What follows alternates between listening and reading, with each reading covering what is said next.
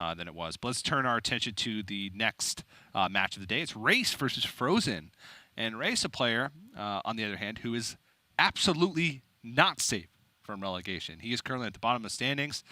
He has 2 wins behind PNC after his win earlier and 1 win behind Zalay, I believe, in his division, which means that this is pretty much a must-win match for him against Frozen. And there you can see it now.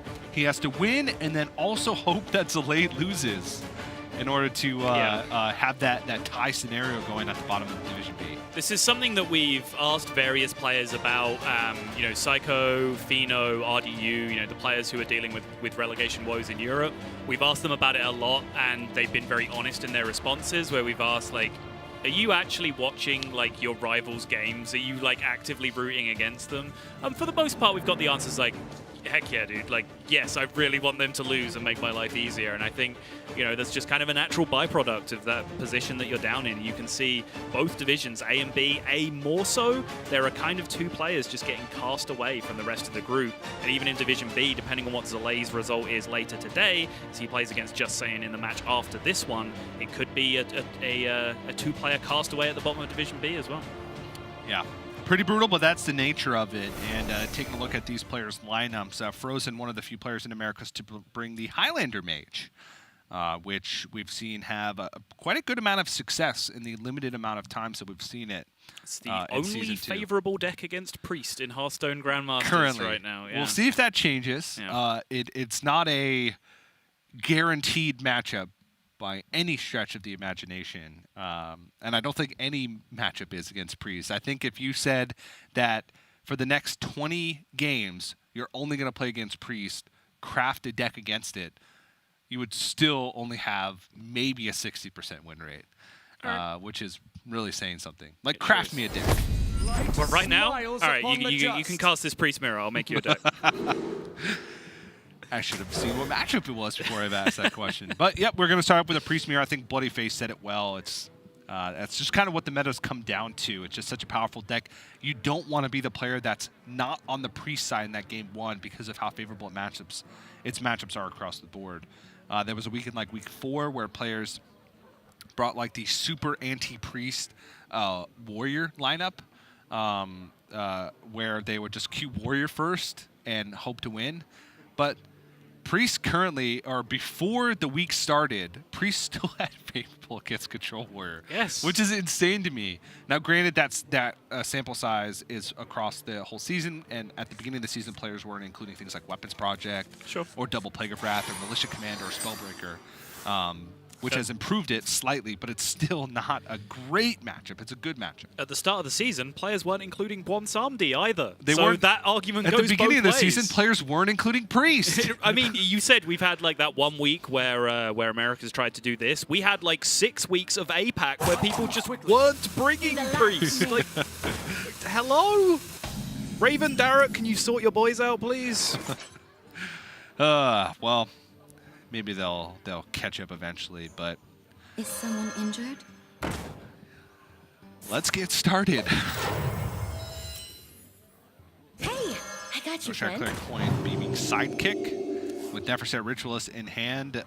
This play is looking quite good. Ah, yes, I'm familiar with this Priest opener. The Nausea Cleric beaming sidekick Light Warden topsy-turvy hand.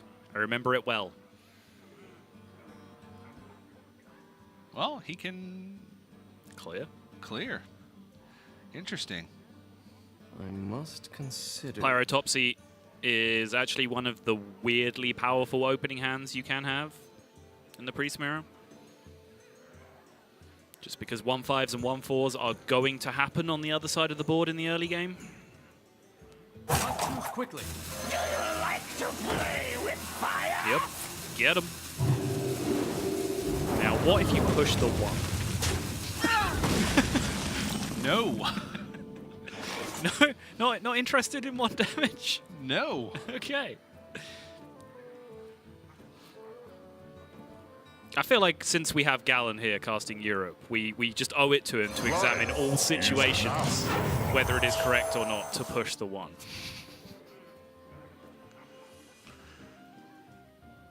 I never do. Okay. I don't attack priests until I kill them. That is very reasonable.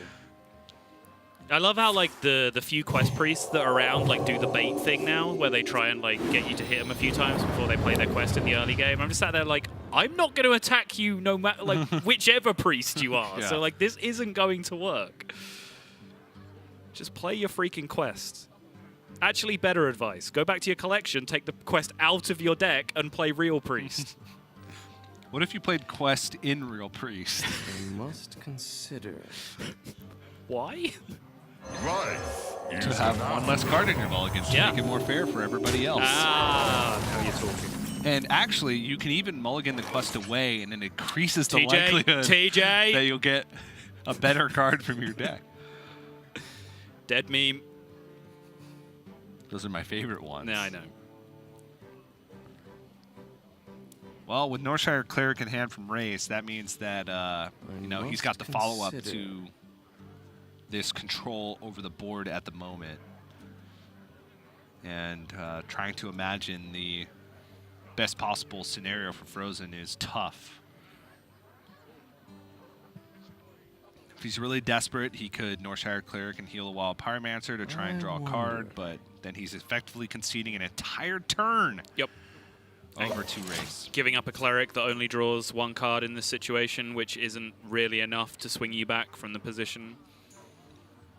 I think he needs to wait for some Circle of Healing magic. Just hope that there is no cleric or Light Warden on the opponent's side of the board, and then try and make some kind of Circle of Healing play happen. Ooh, bummer.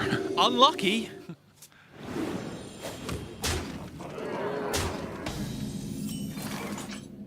Let the pain speak to me.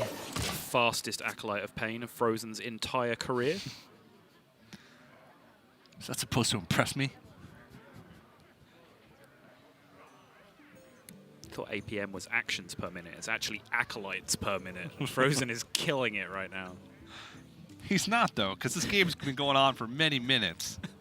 I wonder. 0.3 acolytes per minute. Yeah, Oh, it's not good. And now, since he hasn't drawn his second Acolyte, it's just continuously getting lower. wait, there's a second. There's only one acolyte in the deck. Then it's just going to get lower forever. Frozen's Acolytes per minute are I messed that up. I was going to say plummeting, but my brain was like, pummeling! Frozen's Acolytes per minute are pummeling. And plummeting. Hey, I got So, you, friend. good talk. All right, so let's play that game where we try and figure out how Frozen can come back in this one. Amet and Light Warden. You have best. Yeah, I mean, it probably involves Rase playing his second cleric. It's a mistake that we've actually seen in Europe on Psycho's part, where he just had 100% one game pretty much. He just played his second cleric and gave Casey the opportunity to kill him with Pyromancer Circle of Healing stuff. But I don't think Rase would have made that mistake in that position, and that's just kind of a respect concede from Frozen to say, yeah, you know what, I'm dead, I give it up. Yeah. Not winning this game. Save some time, show some Rase respect that he's not going to make the one play that loses in the game. And with that, the priest mirror of this match is in the books. And that means we're going to have to go to a quick break. But don't go anywhere, guys. More Hearthstone Grandmasters for the Americas region right after this.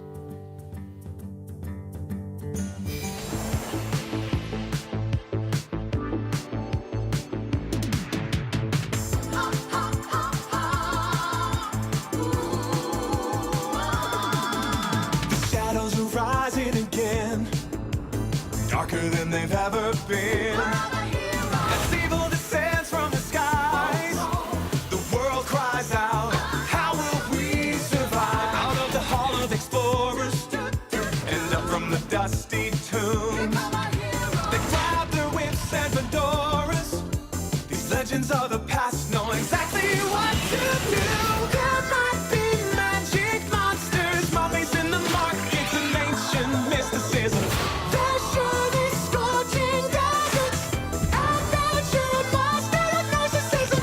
High stakes think annihilation,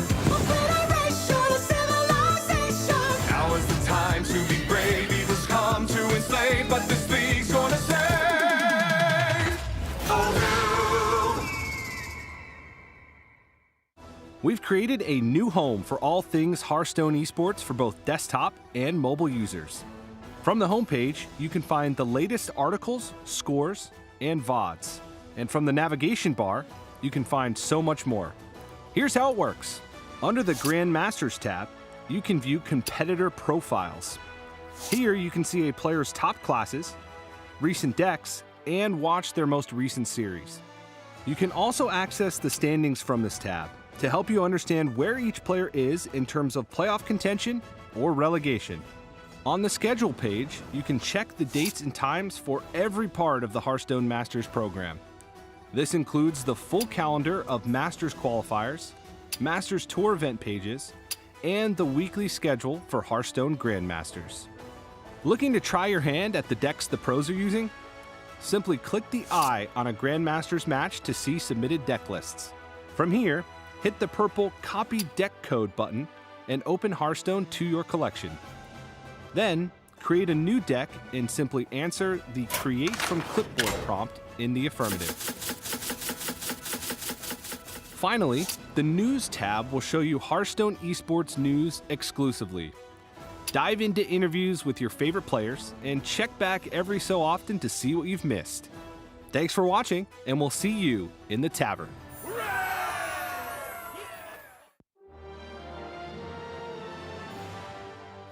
Hello, my name is Frozen. I play for Team Liquid, and my Twitter handle is @LiquidFrozen. I came up with my username because it's very cold in Michigan, and I added the 0 inside the O because it looks cool. I'm most looking forward to being able to play at the highest level every single weekend, being able to compete against some of the best players in North America. I think regionally, performance-wise, Europe has been a step ahead of us, slightly better than America's. But I think that APAC, even though they have a lot of solid players, they are overall weaker than North America. So if I were to rank the regions, it would be EU first, NA second, and APAC third. If I could design a Hearthstone card, it would probably be 1 mana, 0/8. Whenever your opponent's rope burns, they take 5 damage. I've always tried to be the best and do whatever it takes. Hard work, a lot of practice. I think that's what really translates in Hearthstone as well.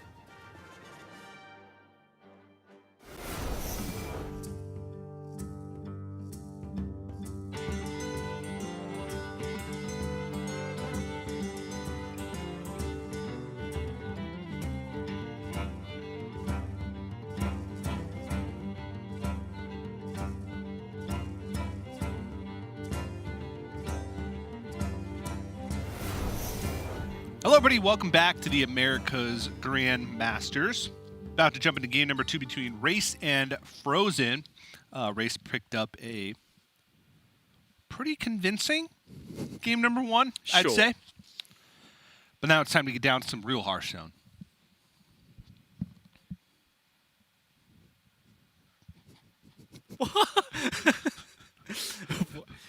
Real Hearthstone, TJ? Yep. What do you mean by real Hearthstone? I mean, it's time for Frozen to try and make a comeback in the series. So I'm interested in seeing this Malagos Druid from Frozen because personally I haven't been a big fan of the deck just in terms of power level. But Frozen has been one player who I think has been quite openly critical about the way that some other people have played the deck. Yep. So I'm curious to see if Frozen piloting it optimally is going to make a difference. Because for me, I would still be on just the vanilla Quest Druid train if we're coming to see it. But I think, yes, I was about to say that Frozen will probably do the responsible thing and try and get his win out of the way with his Priest before we even see that Mali Druid come into play. That's exactly what we've got. Priest coming up against the Quest Shaman coming out from Rase. And the Plague of Murloc's Quest Shaman from Rase. We're going to get to finally see, once and for all, if Plague of Murloc's is the ultimate counter to Priest. This one game will determine, once and for all. Just like that one game decided that Mecha'thun could actually win Control Warrior Mirrors. It can. It actually happened, and I still refuse to acknowledge it. In the light's name. Light Warden start for Frozen. There's just a lot of early game stuff to try and fight with. fact, if he Sludge Slippers here, yes, it delays the quest, but if he picks up either Kobold or Goblin Lackey, Yeah. he can clear this Light Warden immediately. Even Titanic isn't the worst thing in the world. But hard to forego that kind of Like to play with fire? like that amount of quest delay. Agreed. And the quest is important for, that mid game. If you have gotten over the hump of, clearing off the early game board, you're still not out of the woods yet. Yeah, and it's actually like even more complex than that from Race's side, because he's got to think about like, well, this Light Warden still has 2 health a lot of the time next turn. The only way it wouldn't is if it was a Powered Shield or a Beaming Sidekick. It's unlikely to be Divine Spirit on turn 2. And even then, like, Frozen doesn't want to spend 1 mana on turn 2. He would only do that if he kind of had both of those cards in his hand to use them together. Plus, he wants to try and make these lackeys line up with these weaponized wasp wherever possible. So Of course it's the right way. I think a lot of that comes together to mean, like, yeah, Questing Explorer makes a lot of sense here.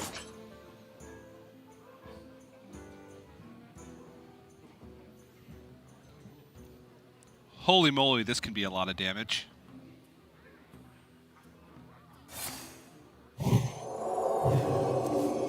Excellent. You could Circle of Healing Nephroset Ritualist. And push for 11? So you'd circle now and get the triple buff. So you'd be at 7, then you'd trade, then you would Nephroset. So yeah, it would be 11. I must consider.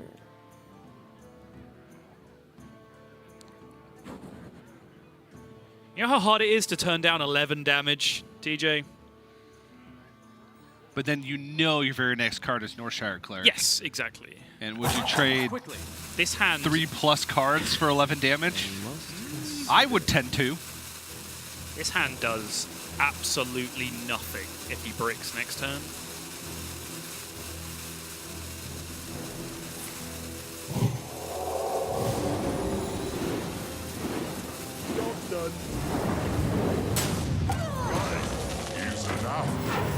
Race with the look of a man who has just been hit for 11 on turn 3.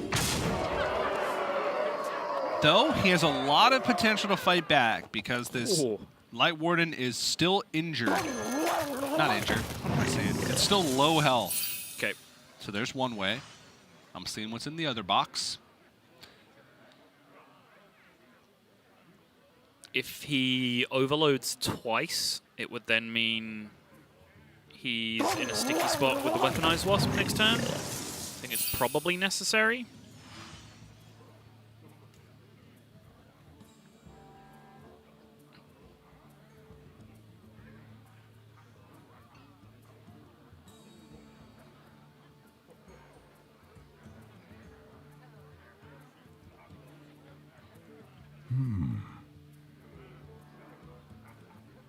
I wonder what the thought process here is.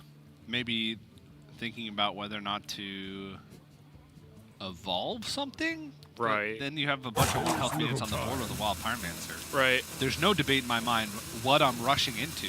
Yeah. I wonder. You barely gain anything on a Sludge Slurper evolve, so it would only be like evolving the Rush Lackey that really gets you anywhere. Yeah. You gain like 0. Actually, I think you lose attack on average. Obviously, that's nonsense because you can't roll into a 1.8 attack minion, but Yeah. on average, a 2-drop has less than 2 attack. Maybe he was thinking about getting greedy and trying to hold on to it for next turn. Just let the Light Warden live? Yeah, that's dumb. I don't know. I'm trying to think through his plays, okay? I think he was thinking about whether or not to. I think he was just trying to dig through his hand for like any realistic world where maybe he has a Lackey stick on the board as well, and then he can weaponize Wasp on the following turn. But the problem was if he coined out a second Lackey on the previous turn, he would only have 2 this turn to play weaponize Wasp. Yep.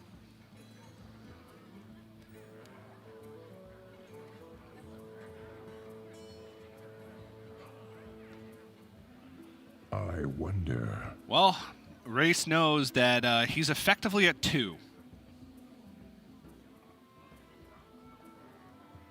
because of the more arms in hand, and he has no way to interact with this board. He can totem up into Stoneclaw Totem and block 2 damage. Potentially. Yep. That's if there's not another spell in hand. He can coin out a Weaponized Wasp.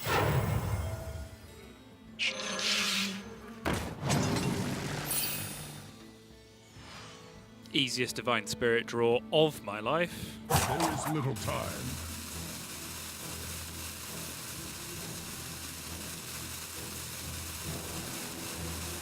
This does nothing, really. Like +1 attack on average. 4 mana taunts is 11%. I guess you're desperate enough. Oh, that doesn't play nice with your Life Drinker.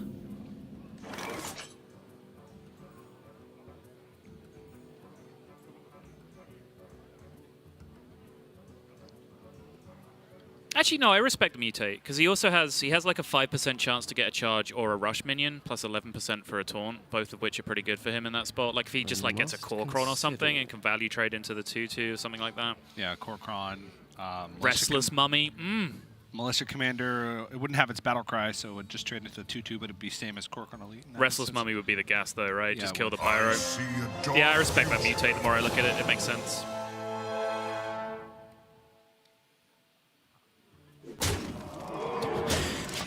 Frozen had a long think, then he played his biggest minion and went face. Nice. This is the America's way. This is, oh man.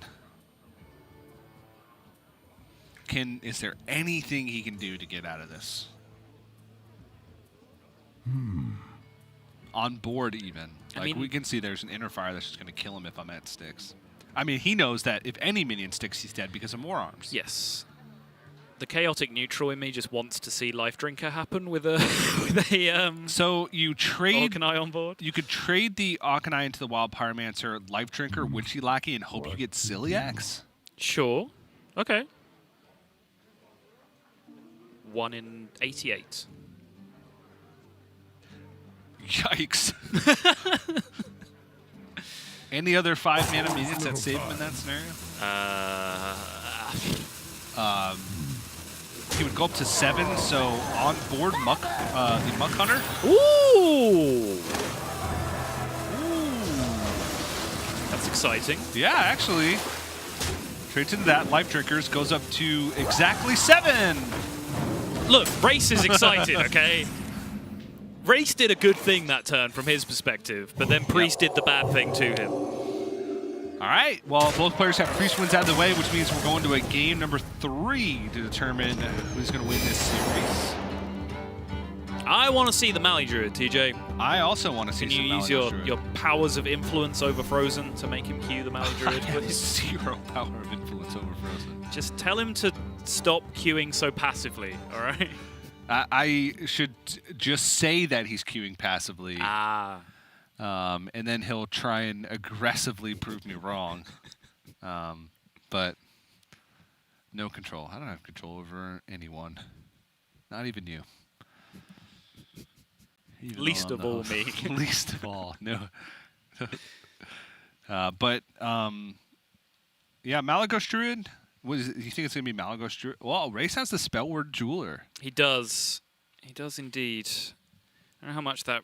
Like, if anything, it just makes me want to see it even more because I want to see that interaction happen. You want to see him die with it in his hand again? Yeah, sure. And I'm also curious, like, Spell or Jeweler against Malagos Druid, like the Control Warrior version that I think Frozen was one of the people that brought last week, right? Where it's like, I'm going to live this turn, then I'm going to steal your combo, then I'm going to kill you next turn. Yeah. Like, that's cool. But, like, how good is a Spell Ward Jeweler that only, like, they can still kill it, right? Like, they can still fire a removal spell at the Spell Ward Jeweler and then just kill you the next turn. So you're in that same spot where potentially if you don't set up a win for yourself immediately, and it's not quite the same thing where, like, the Paladin would be dying to fatigue turn by turn while you just bounce and stay alive, whereas the Druid's just like, all right, fine, like, you live this turn, pass, your turn again. I have 55 life. Yes, exactly. I have 55 life and up to 80 damage in my hand. Like, yeah, sure. Yeah. Take your time. But I do feel like the Malagos Druid play that we've seen has been a little lackluster so far in Americas. We've obviously seen it take some sick wins, but we've seen a number of kind of fumbles towards at the finish line. Even in some of its wins, it's been a little bit weird. But we did get word that Frozen is actually going to be queuing Warrior. Oh, really? Interesting. So he has the potential to run that into Shaman from Race's side, which I know some people do think is a little bit better on the Warrior side than I give it credit for, especially when your opponent is playing Plague of Murlocs and a Spellward Jeweler. I think Plague of Murlocs is a card that you can get usage out of in that matchup, but it's not the matchup you're looking to play it as. But then the other deck that Race can potentially queue into this is the Druid as well, which classically people would believe is a bad matchup as well. That's a strange pick to me. So essentially, two kind of poor matchups. Now, Frozen does have the double Hecklebot. Okay.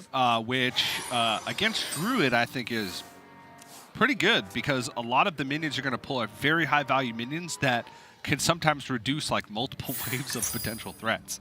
Like if you pull out a King Feroris, that's just a 5/5 that you're dealing with, and you don't have to worry about 2 waves of Feoris. Though Race does have Elysian Lighting plus Zephyrus plus King Feoris, so his ability to kind of pack a punch in the late game is certainly there. So I'm very interested in seeing Frozen's approach to the matchup, considering that he knew that this and Shaman were both possible options, which are traditionally considered bad matchups. Right. Frozen playing only 1 Plague of Wrath in his deck. A lot of people are coming with 2 more and more as the weeks go on. Again, Hunter Ace started to do so. Hunter Ace and Yala, I believe, in Europe started to do so, and a lot of people followed suit. Yeah, there's those 2 camps, and there's also the camp that Gallon's in, where he brought 2 Plague of Wrath and no Whirlwind. Yeah, I don't know about that one. Yeah, the reason we say that is because we tested Gallon's list with Gallon there, and we realized that he has effectively no ways to activate the second Plague of Wrath, because a lot of times in matchups where you'd want the second Plague of Wrath, you need the Warpaths as well. Yes. It's particularly awkward against Druid because, you have to Warpath to activate a Plague of Wrath, but then a lot of the time King Feoris is a card that you can just kill with Warpath in the matchup. So if you're using that Warpath just as an activator, you're essentially down a big AoE anyway.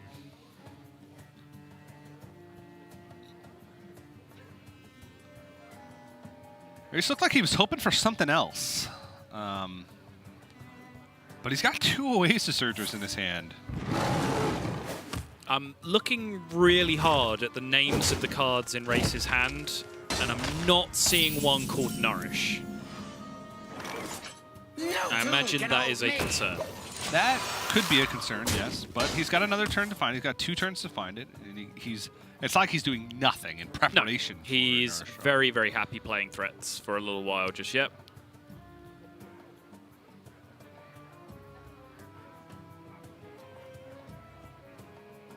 That on brand from Race. It was a Blizzard water bottle he was sipping out of just then. What a guy. Yeah. I gave you one of those a while ago. He did, yeah. It broke. Most people's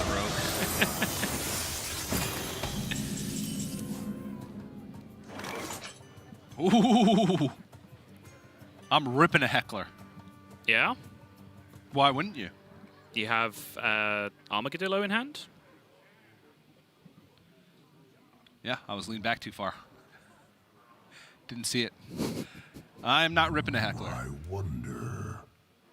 This is kind of the maximum. I don't know. If you have Armageddility like Starfalls, I guess you still can clear whatever comes out. At this point, the only thing that he wouldn't clear would be like a Cenarius. He has 7 damage on board that he can attack with immediately. Right. Not that it's super crucial to kill, because they don't have really ways to bounce things back. Once Hecklebot, pulls it from the deck, that's it. You're done. So. It feels like an opportunity to just potentially get 2 buffs on this Hecklebot. Yeah, no, that's a good point. And I might be biased because I've seen this happen exactly in one of our Europe games where I think it was Swids just beat the absolute living snot out of a Malagos Druid just by getting 2 double buffed Heckle bots in his hand and then playing them both out in the same turn. I mean, that's another one where if you pull out a Lodi or a Crystal Merchant, you have to kill it and draw a card. Yes. Though if you played Armageddon, it probably would have forced... Oh, no, it could have forced out Oasis Surger, and then you're in a little bit of an awkward spot. I guess that's true, yeah. Oasis Surger on curve, double value trade. Yeah. You could, like, Warpath then with your Acolyte on board. It's not the end of the world. Interesting. There's also the argument to say that, like, if your opponent doesn't have a Nourish in hand right now, you've just thinned their deck by 1 card for that Nourish. Which is kind of worth thinking about as well. There's a lot of stuff to consider in Hearthstone sometimes.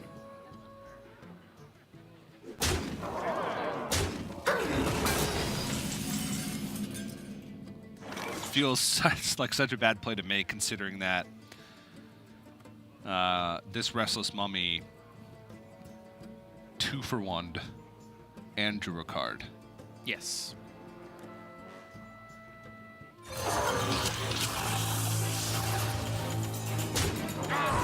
There's kind of these rough spots you get into in Druid versus Warrior where you kind of fall behind on tempo and it feels like you spend so many turns trying to wrestle it back. Right. And often those turns that you spend trying to wrestle tempo back cost you a lot of your King Phaoris power as well, because you end up using swipes and Hidden Oasis and Starfall. But this, against Warrior, the game can still get, you know, pretty weird later on. Yeah. With both Elise and Zephyrus and Floop, the amount of just straight up power you can generate with like that combination of cards is insane. It is about like maximizing your efficiency with those cards.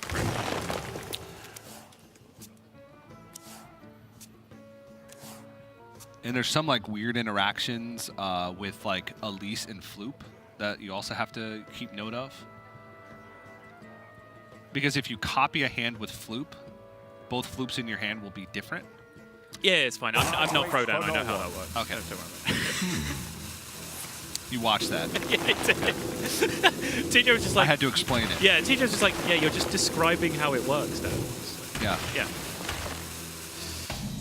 Because he'd come up with the situation like the day before. And I was like, no, that makes sense. Yeah. He was like talking about it as if it was a bug or something, like right? order of operations would you would dictate that you would assume it would be that case. And if the Floops were the same, that like would if be they the both bug. were Elise, I'd be like, whoa. Yeah. There are some other weird ones, but they all involve Floop. Right.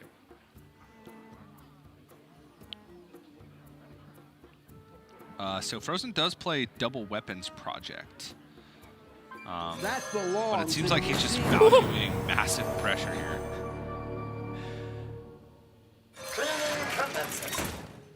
Wow. Tempo Harrison Jones. That is essentially Frozen's Nourish equivalent in his deck if he can find the Weapons Project to go with it. Maybe he wants to set up the best possible Dr. Boom Mad Genius turn, and if he does something weak, okay. If he doesn't go onto the board fast and force removal out of Rase, then he might play Dr. Boom Mad Genius with a board that he needs to remove. Yes. You know what? That's smart. I like it. So instead of drawing cards, he gives himself this is essentially healing. Right. Because otherwise, on the turn he played Dr. Boom, he would be looking at a board. I definitely like... TJ and I tested this matchup between us, as we were talking about. We were running Gallon's version of the deck, but it's certainly one of the biggest problems I found is, like, I was looking at my hand as like, well, if I can get Dr. Boom down safely, and I can use this 2-Morden as removal, I can use this Dynamatic as removal. You could never get it down you can safely. Just never play it safely, yeah. Yeah. So this is smart, actually. Yep.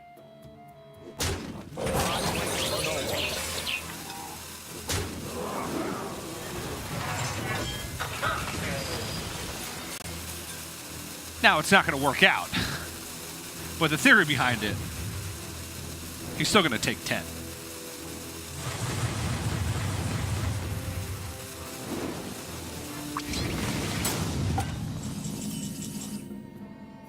Or not. Light the fuses! Think that's a welcome sight for Frozen? Yeah, for sure. But now he's in that awkward spot where if Rase just keeps developing a board, Dr. Boom's going to be a hard card to use because damage does matter a lot. Yes. Because at the end of the game, if you're not pressuring the Druid, they can 20 you from hand by getting Pyroblast from Zephrys and copying it with Elise.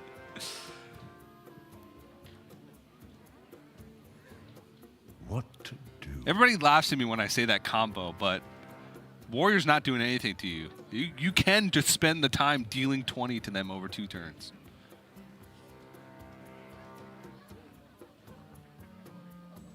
Frozen does have Dr. Boom Coin Shield Slam available from now on, which is reasonable if it's like a Cenarius style board that comes down from here. But I think Cenarius is almost exactly the card that Frozen fears on the previous turn, because on the surface, play Dr. Boom, take 10 just seems okay. But when you leave those minions in play, you know the Power of the Wild, Cenarius, all that madness can come down and threaten you.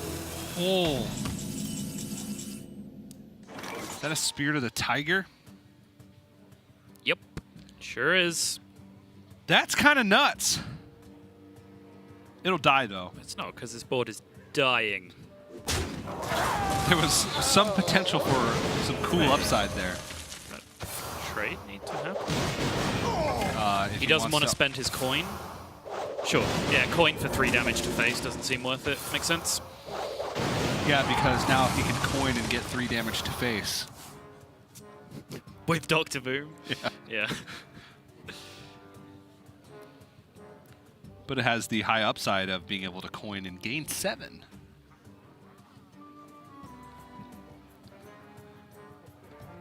Or just many other flexible options. Don't want to tunnel on that one specifically. Oof. Active Elise. 11 cards remaining. Yeah, he's running kind of a similar list to what we saw. He does have the 2 swipes. 1 Anubisath Defender. Yeah, 1 Anubisath Defender, but double Ferocious Howl, the 1 Power of the Wild, the 1 Pounce. No Mind Control tech. So it's not quite as like a you know, aggressively aggro-teched, I guess you could say it. Aggressively priest-teched. Sorry, I just want to make sure you heard me. 1 Anubisath Defender. Yeah. Okay. Dead card. Need a hand, Explorer? I mean, I did just say that no one just really seems to be playing aggro. But I think it's a lot more effective than just being an anti-aggro card. And there's the Floop interaction that we talked about. Because the first Floop is a copy, it'll keep the copy of the Elise played, and the one in the far left is Elise. Yep. And that will essentially keep happening forever if you were to continue to Floop Elises. Which is very difficult to do unless you only have a few cards. Yeah. Unless you're playing the Pounce OTK Druid. Or Purple's Mulch Muncher Treant Druid. Have you seen that, Doug? I saw it, but I didn't watch it. I Okay. just saw the list. You just play Forest Aid a couple of times over the course of the game. You get a 0-mana Mulch Muncher, you take a couple of turns to duplicate it, and then you just go Elise Banker every Need a turn hand, for the rest of the Explorer? game, while also playing up to 5 0-mana 8/8 rushes for the entire game. Yeah. A natural mistake. Oh, what did he do? Whoa! We were too busy talking about Mulch Muncher Druid. Something bad happened. What did he do? He played a fluked Elise. Time waits for no one. Oh, did he think it was the Feoris? What? Because he played it and only copied 1 card. He only copied Cenarius because that's the far left card. His middle Floop was Feoris. He meant to Floop the Feoris. This is the exact situation. I'm glad we covered it. Yeah. He must have 100%. That's such a weird mistake to make, though. Like, you just look at the pictures. I mean, it is grayed out a little bit. Sure. Yeah, fair enough. And they do both cost 4. Yep. But when you're 2 and 8, you cannot afford mistakes like That is a disaster. He is just down so many threads because of that mistake. He does have potential for 4 Cenarius, and he does have a Zephrys. So he still has a lot of waves of threats. But Frozen still has a decent amount of waves of removal. He has not used a Brawl yet, so he still has both copies of Brawl. He still has the Plague of Wrath. What to do? He still has two Mordens in his deck, Ziliax in his hand, Armagadillo in hand as well. That's a ton of just rushing mech removal from hand as well. Like, that almost just kind of chews through a couple of Cenarius on its own. Like, the difference between a Cenarius every turn and a King Phaeorus every turn is kind of a big deal. Yeah. Especially considering the rest of his hand. It might just still be enough to get there because he's managed to get the pressure started so early with that Elise being active. The Cenarius does compound on Cenarius very nicely, so it's not like Frozen can really afford to start leaving these up. And now Frozen knows because of the... He saw that come from the far left. He saw at least copy exactly Cenarius. He knows Yep. It's pretty much just Cenarius. As far as the eye can see. Cenarius? Cenariuses? Cenarai. There we go.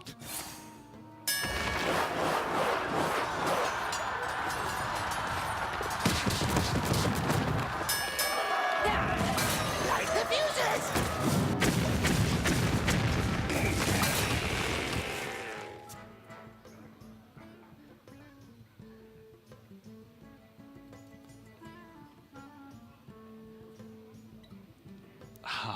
I mean, not only the fact that he didn't get the Phaeorus. Phaeoruses? Phaerai. Phaerai. There we go. It's also the fact that he just... could have curated his hand and held on to Elise and been even greedier with it. Right. Now, that's a difficult thing to do because you're not playing minions until then. But he could have had even more. What to do?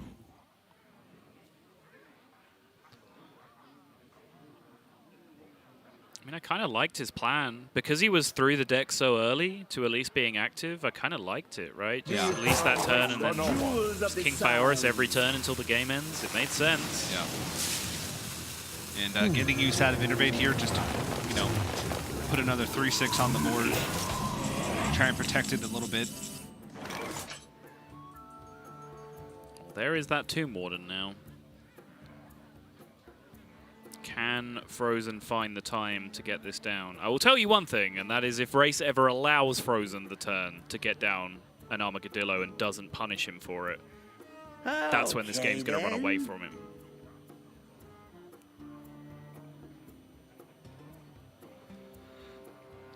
Again, still has that one Floop, still has Zephyrus in the deck. Frozen still has a second Heckle bot, though. Also true. But if he doesn't find it before Rase draws, pretty much Zephyrus is the only, like, meaningful minion left in the deck with that Oasis. Right. He's got a Crystal Merchant, and then a bunch of spells, pretty much. I think you want to preemptively put some damage onto some of these minions, considering you have a Plague of Wrath in hand the following turn. Yep, at least one goes into the 4/4. Well, actually, you could, yeah, because you have the buffed Ziliax in your hand now, you can play Ziliax from hand to kill the 5/5, and then sometimes use these 1/1s to put damage on more important minions as your Plague of Wrath activator. Ideal world, Frozen just wanted to roll the Whirlwind Hero Power there, but can't bank on that. You got to plan for the worst case scenario. How did I not just make the worst case scenarios joke? How did that one get past? I wonder. You just made it. Worst case scenario.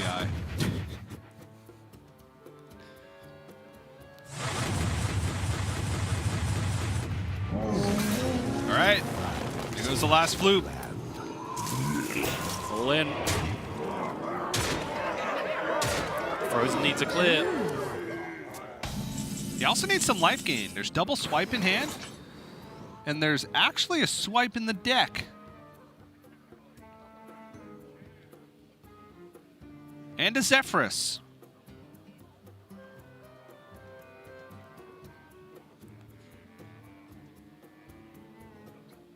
would be a good time for a master plan.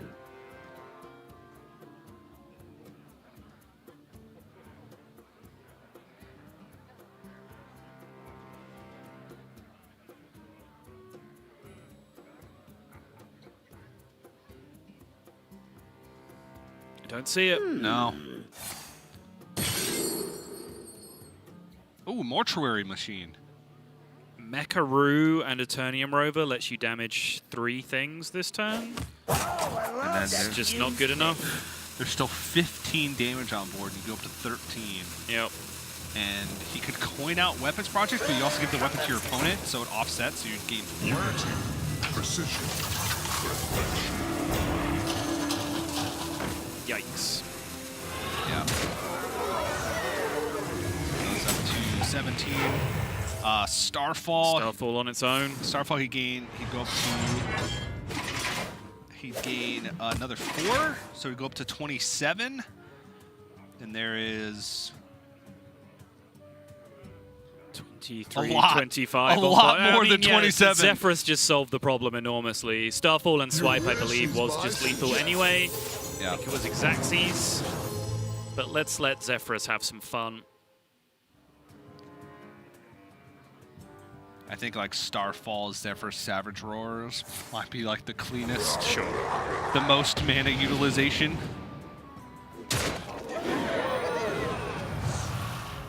Looks like Rase is going to pick up a much needed win for his bids to stave off relegation. Yeah. It was rough, but he got there. Yep. And still, you know, I think maybe a question mark for Frozen's choice to Cute Warrior. I would love to get his thoughts on that, because obviously there has to be a reason with the 2 decks that are left from Rase. Yeah. He must have confidence in one thing or another when it comes down to that. But you can see, despite you know, what seems like a pretty big error from Rase, he still had enough pressure to, you know, more than get the job done. Yeah. He had 3 swipes left. He had Zephyrus. There was so much damage potential from his hand. And after he did play that Floop Elise, he, you know, did maximize his pressure very well, especially with the Coin Crystal Merchant, to be able to just push a little bit of extra damage. Those things can matter. Probably not in that case, because you just had damage for days. But Yeah, I would have liked to have seen the world where, like, Frozen had second Brawl, or he rolled the Kaboom Hero Power that turn, Sure. for example. Like, whether Rase still had enough gas to get over the line in that scenario, because, like, that was a clear into 2 buff, 2 Mordants coming down on the following turn. Like, that's a hard 2-turn tempo swing to try and fight against. But I mentioned at the time, like, okay, yeah, he's messed up, but, like, he's gone off so early here. He can play his threats for the rest of the game so early that it might just be enough to get him over the line. And you can see it was, because Frozen just had a couple of key removals buried in the bottom of the deck as well. Yeah, that's right. But it looks like we are joined by Rase for an interview. Hey, Rase, can you hear us? Hey, guys. Yeah. Hey, man, congratulations on the win. I'll start by acknowledging the elephant in the room, the flute play. What was kind of going through your mind there? Kind of walk us through it. I don't know what was going to my mind. I've been doing some mistakes that I don't know why. If I'm stressed, I'm probably super stressed, super nervous because of relegation, and I started GM playing super well against Amnesiac, and then I started losing, and like every week I've been more stressed, and this is affecting me too much. Like it was obvious. Like one was Elise, one was the Fioris. I Elise because of that to go Fioris next turn, and I don't know. I can't answer your question. I don't know why I played the Elise. Well, you ended up getting there in the end, and that's what counts. I want to talk a little bit about your kind of mentality going into each of these weeks. Since you are, you know, sort of, you've been struggling. You're at the bottom of the standings. Yeah. Have you tried like changing things up? Have you tried like a different approach to practice or preparation, or is it just, you know, something that comes down to nerves and trying to tackle your nerves? What's kind of been your mentality going week to week since you started being at the bottom? Yeah, I'm trying to relax, but it's not working. And I was playing a lot of Hearthstone at the beginning of Grandmasters. Then I tried like to chill down a little bit because it was consuming me. Even though I was playing a lot, I wasn't winning. I was like doing super well on ladder. I reached rank 1 legend like almost 10 times this month and doing super well on EU. Then on GM matches, I'm not playing on the level I know I can play. Like I play well all the game and then I make one mistake that a lot of the times were costing me the series. And yeah, I'm not happy about that, but at least I won today. I will try to get out of this situation, not be relegated, because I know my potential. I know I can play much better than I'm playing right now. But yeah, it's super stressful for me, and 6 losses in a row was pretty tough. Yeah, I was going to say, it's kind of been a while since we've talked to you. Yeah. Dan isn't even here anymore. It's been replaced. So I want to ask you about the last game in the series. We were a little bit surprised to see the Warrior being queued from Frozen, and since we don't get to ask him about it, we thought we'd ask you. Like, did you think you were playing Warrior, or did you think you were going to be playing against Druid?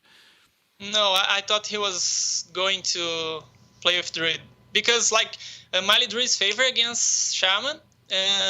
It's not favor against Quest Druid, but yeah, it's a mirror match.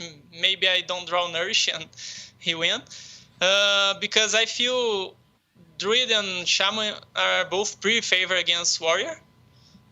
Even though I made a mistake, I had so much gas, and the match is super good. Because he's not playing Super Collider. Super Collider changed the match by some percentage. Yeah. Or like Second War One Plague of Wrath. Yeah. Things like that. Doesn't seem like it's built for it.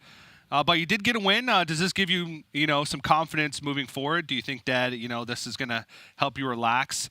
Or at least, at the very least, seeing that you can sometimes make those mistakes and still come back for a win. Is that kind of a relief on your shoulders going forward into your last 3 matches?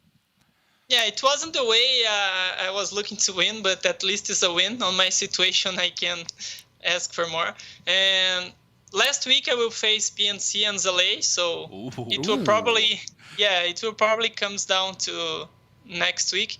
But I will try to win my next match too, because I'm only with 3 wins. It's a terrible situation right now. Well, I think this should give you a confidence boost, and we've seen how well you can play, and I hope that you bring that level of play to the last 3 matches that you have. But Rase, congratulations on the win, and maybe we'll get a chance to talk to you later on the weekend. Good luck. Thanks, guys. Bye-bye.